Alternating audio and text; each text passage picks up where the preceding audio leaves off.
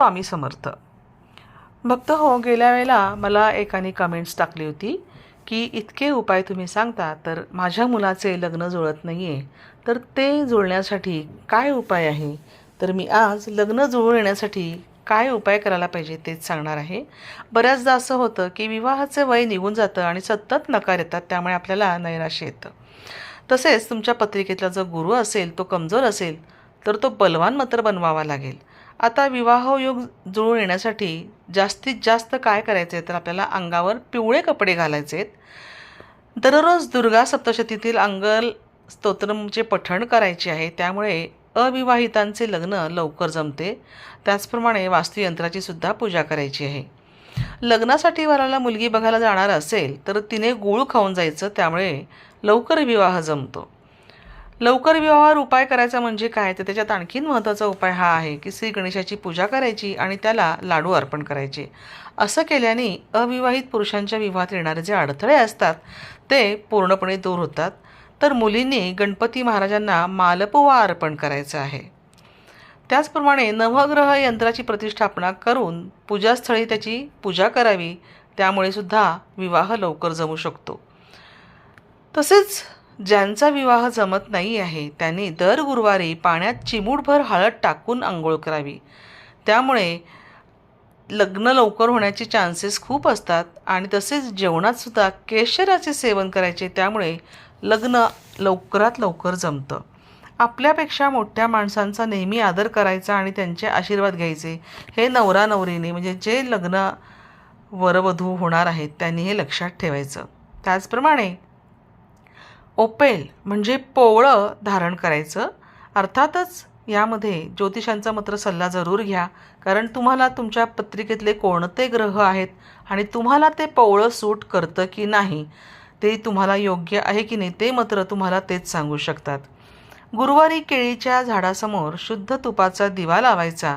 तसेच गुरुवारी गुरुच्या 108 नावांचा जप करायचा.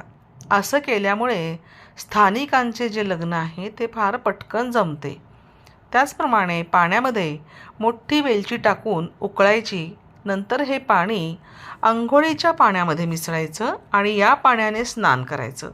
यामुळे काय होतं की शुक्राचे जे दोष असतात ते दूर होतात आणि गौरीशंकर रुद्राक्ष तुम्ही धारण करायचं आहे. तसेच गुरु हा दिवस गुरुवार म्हणजे गुरुचा मानला जातो, गुरुग्रहाचा हा मानला जातो आणि म्हणून या दिवशी गाईला चारा खायला घालावा, त्यामुळे खूप फायदा होतो आणि तुमचं लग्न जमण्यास मदत होते. तसेच तुम्हाला रत्ने घालण्याचे तुम्ही शौकीन असाल आणि पत्रिकेत जर गुरु कमजोर असेल तर तुम्ही ज्योतिषाच्या सल्ल्याने पुष्कराचे सुद्धा धारण करू शकता. तरुण मुलींना गुरुवारी पिवळ्या वस्तूचे दान करावे, हे अत्यंत शुभ मानले जाते. जर तुमच्या घरामध्ये मुलीच्या लग्नाला उशीर होत असेल तर शक्तीची साधना करा, म्हणजे तुम्हाला या समस्येपासून मुक्तता मिळेल. तसेच तुम्ही तुळशीदासजींनी रचलेले पार्वती मंगल रोज पठण करावे, म्हणजे खाली दिलेल्या मंत्राचा जप करावा. आता तो मंत्र असा आहे: हे गौरी शंकरार्धांगी यथात्वं शंकरप्रिया तथा मां कुरु कल्याणी कांत कांत स दुर्लभाभाम. लवकर विवाह होण्यासाठी या मंत्राचा जप तुम्ही केल्यास तुम्हाला फार पटकन त्याची प्रचिती येते.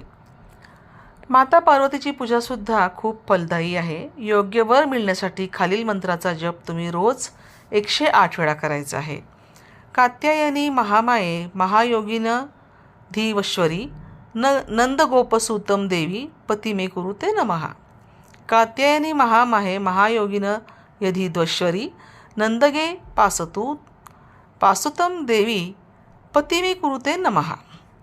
आता जर एखाद्या तरुणाला लवकर लग्नासाठी देवीची साधना करायची असेल तर त्याने मात्र वेगळा मंत्र म्हणायचा आहे आणि तो मंत्र पूर्ण भक्ती आणि विश्वासाने म्हणायचा आहे, म्हणजे त्याला अगदी देवी मातेसारखीच पत्नी मिळू शकते.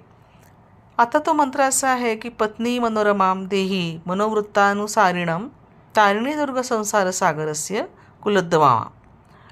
अविवाहित तरुणांनी इच्छित पत्नी मिळण्यासाठी शिवचालिसाचा पाठ करावा. तसेच विवाहित तरुण तरुणींनी प्रत्येक गुरुवारी आंघोळीच्या पाण्यात एक चिमूटभर हळद घालून स्नान करावे, हे मी वरती सांगितलेलं आहे. त्याप्रमाणे तेही तुम्ही उपाय करून बघा.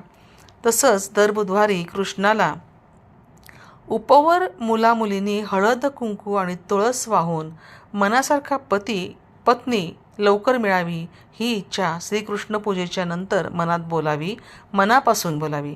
असं केल्यामुळे विवाह ठरण्याच्या मार्गातील सगळे अडथळे दूर होतात आणि विवाह सहाय्य होतो आणि साध्यही होतो. अनेक वर्ष कुलदैवताचे दर्शन झालेले नसेल तर उपवर मुलामुलींसोबत कुलदेवताचे दर्शन करावे आणि पूजा करावी. दरवर्षी कुलदैवताचे नियमित दर्शन घेणाऱ्या पालकांनी ज्या मुलाचे मुलीचे विवाह लवकर व्हावे असे वाटत असेल त्यांच्या समवेत जाऊन दर्शन घेऊन पूजा करावी. कुलदेवताची वार्षिक पूजा संपल्यानंतर एक नारळ कुलदेवतेला वाहून फोडायचा नाही, तो नारळ कुलदेवतेला वाहायचा आणि यावर्षी मुलाचा किंवा मुलीचा विवाह लवकर व्हावा, उत्तम पतिपत्नी मिळावी असे साकडे कुलदेवतेला घालावे आणि असं सगळं चांगलं झाल्यानंतर जावई सुनेसह पुन्हा दर्शनाला येऊ असा संकल्प करून, तसा योग आल्यानंतर अनेकदा सत्वरयोग येतोही असा संकल्प करावा. त्याचप्रमाणे जर आपल्या वडिलांचे जर श्राद्ध पक्ष राहिले असेल तर ते सुद्धा करून टाकावेत. अर्थातच देवघरात ह्या लोकांचे फोटो लावायचे नाहीत, म्हणजेच मृतात्म्यांचे फोटो नाही लावायचे. अविवाहित मुलामुलींनी काळ्या रंगाचे वस्त्र धारण करावे. झोपताना दक्षिणेला डोकं आणि उत्तरेकडे पाय करून झोपावे. मुलाने किंवा कोणीही रक्ताच्या माणसाने हा जप 108 दिवस रोज 30 वेळा करायचा आहे आणि सूर्यास्ताच्या आत तो संपवायचा आहे. जप बुधवारी किंवा रविवारी सुरू करायचा. जप असा आहे: कस्तुरी तिलकम ललाट पटले वक्षः स्थले कौस्तुभम नासाग्रे वरमौक्तिकम करतले वेणुः करे कंकणम सर्वांगे हरिचंदनम सुललितं कंठे च मुक्तावली गोपस्त्री परिवेष्टितो विजयते गोपाल चूडामणीः. मंत्र पुन्हा एकदा सांगते आहे, तुम्ही लिहून घ्या. कस्तुरी तिलकम ललाट पटले वक्षः स्थले कौस्तुभम नासाग्रे वरमौक्तिकम करतले वेणुः करे कंकणम सर्वांगे हरिचंदनम सुललितं कंठे च मुक्तावली गोपस्त्री परिवेष्टितो विजयते गोपाल चूडामणीः.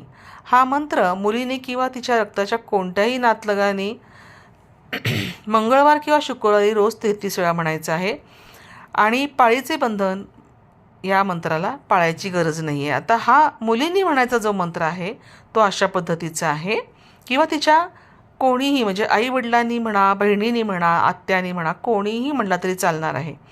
तर मुलींसाठी हा जो मंत्र आहे तो आहे: कात्यायनी महामाये महायोगिनधीश्वरी नंदगोपसुतं देवीपतीं मे कुरुते नमः. ओम ही कात्यायन्ते स्वाहा. ओम ह्रीं श्री कात्याय स्वाहा. पुन्हा एकदा मंत्र वाचते: कात्यायनी महामाये महायोगिनधीश्वरी नंदगोपसुतं देवीपतीं मे कुरुते नमः. ओम ह्रीं कात्यायनी स्वाहा. ह्रीं श्रीं कात्यायनी स्वाहा. तुम्ही एवढं जरी सगळ्यांनी केलं तर तुमच्या मुलामुलींचे लग्न 100% जुळतील आणि याचा तुम्हाला अनुभव 100% येईल. तुम्हाला असे अनुभव तुम्ही करून बघितल्यानंतर काय वाटलं किंवा तुम्हाला कसे अनुभव आले, प्रचिती आली, हे मला नक्की कमेंटमध्ये कळवा. आणि तुम्हाला हा जर व्हिडिओ आवडला असेल तर लाईक करा, शेअर करा आणि हा शेअर केल्यानंतर सगळ्यांपर्यंत पोचला तर इतर लोकांनाही त्याचा नक्कीच फायदा होईल. त्याचप्रमाणे तुम्ही जर नवीन असाल तर ब्रह्मांड नायक या चॅनलला सबस्क्राईब करून बेल आयकॉनवर क्लिक करायला अजिबात विसरू नका, म्हणजे पुढचे नवीन माहितीसह असेच तुम्हाला व्हिडिओ प्राप्त होतील. श्री स्वामी समर्थ.